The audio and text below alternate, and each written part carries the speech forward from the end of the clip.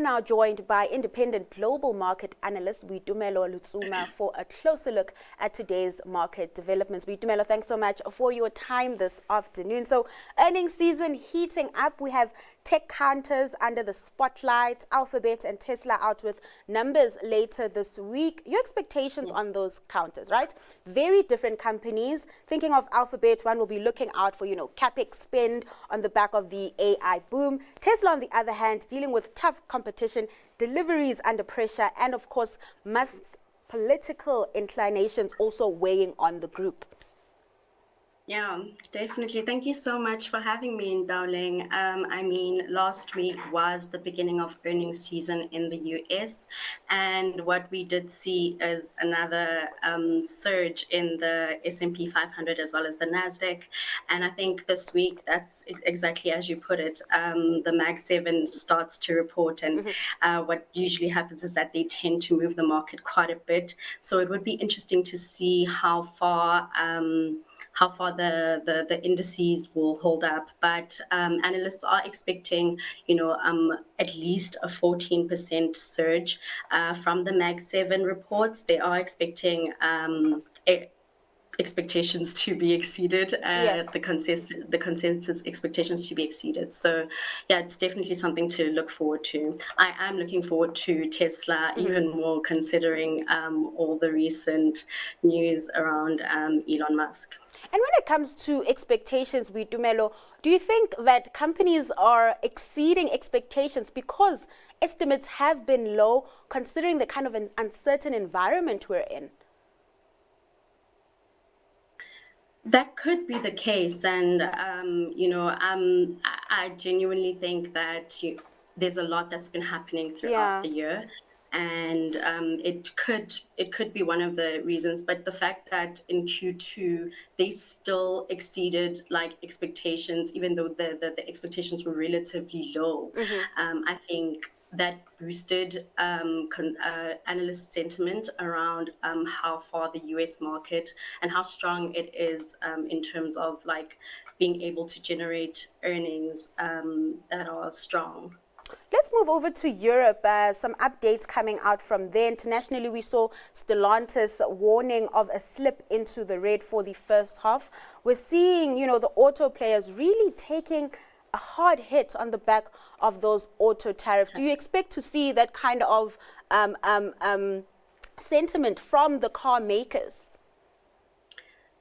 Sure, that would be very interesting to see. I mean, Germany being one of, the biggest producers of cars and exporters of those, but there is sentiment. Once again, analysts are expecting for them to continue to produce well. I think the tariffs are a bit of a sketchy, volatile external force that could be exerted that could potentially exert pressure on those auto producers.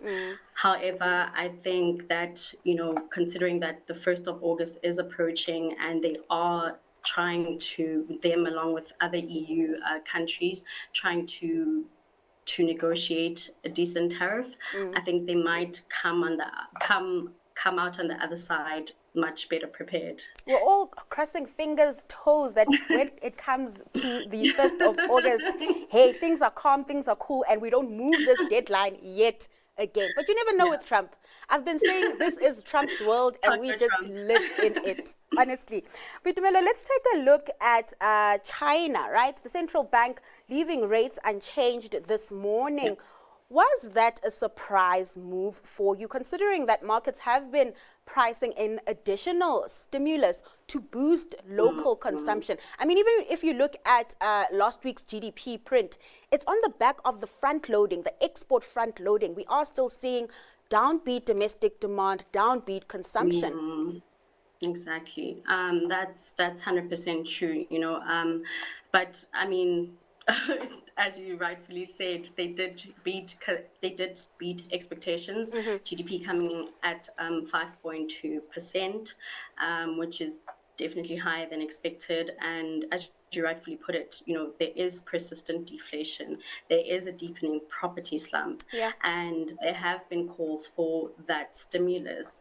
So even with the tariffs, especially considering how these two powerhouses have been playing this game, it would be interesting to see like how they handle it. And but with I think more than anything, the GDP expectations, considering that they were higher, it did signal confidence in Okay. like the economic performance as well as the deflationary pressure.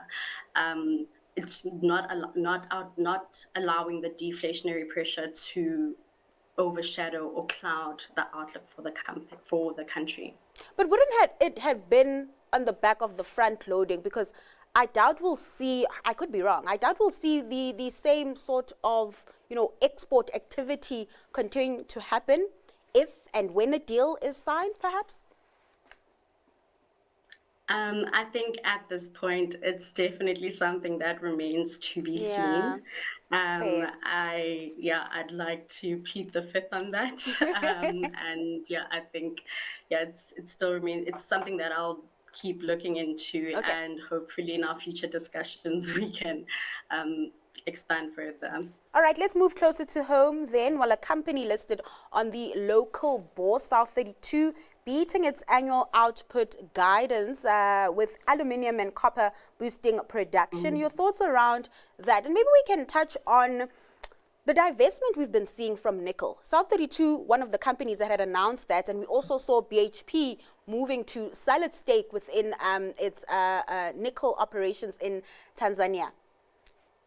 Yeah. So they have been, it seems like a trend amongst these mining companies where they are divesting from their non-core assets and trying to focus more energy and manpower on what they can control. And from the South32 report, a key detail was that they divested the Cerro Matoso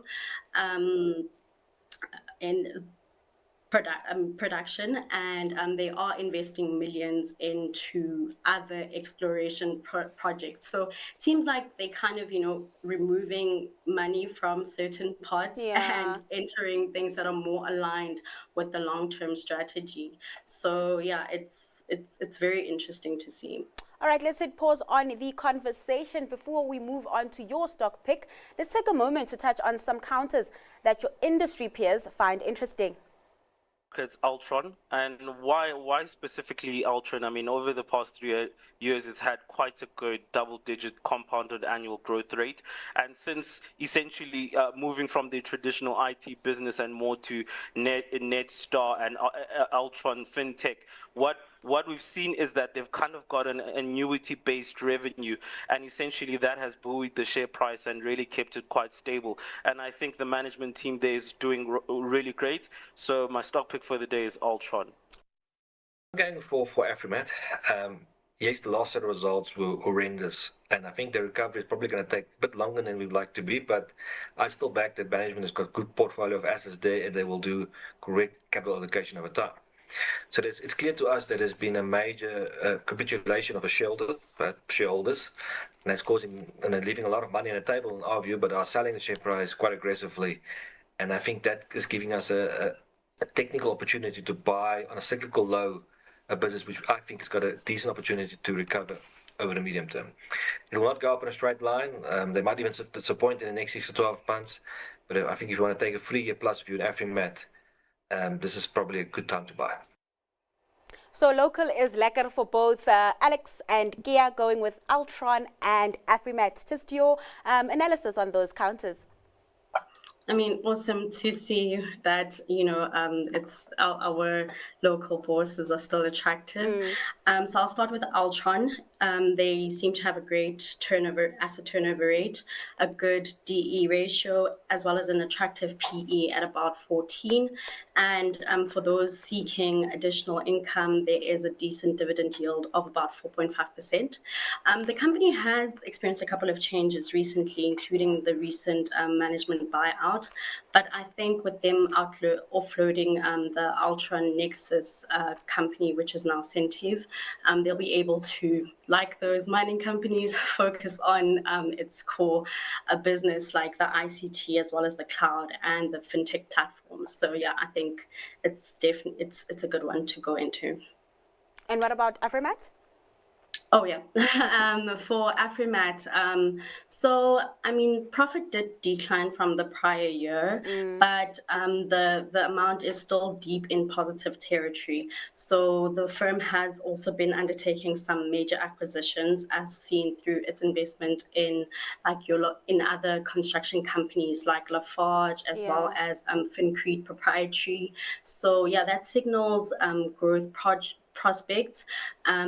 It just also depends on how positive the industry is in terms of like construction and building projects. So yeah, I think it is on the riskier side of the spectrum, but still a solid one. All right, let's get your stock pick. What are you hanging your hat on today? Local is lekker, as you say. ShopRite. For me, I just think they have a fantastic leadership team, and they also, once again, focusing on core assets, focusing on their U-Save checkers, and as well as the 60/60 and extra savings, which allows them to gain even more revenue from the subscription product. And yeah, they've just delivered solid growth as well as a stable dividend. And in terms of its financial position, it remains quite healthy. Quite healthy. And the firm outlined a store expansion of about 151 stores. So they also committing to investing in technology to create synergies and economies of scale that improve the efficiency of the company. So for me, like I genuinely like ShopRite, and it's also come down quite a bit year to date. So I think there is some room for it to continue growing. All right, ShopRite, one to look out for. Boitumelo, thanks so much for your time and taking us through trade at midday. That was independent global market analyst Boitumelo Letsuma.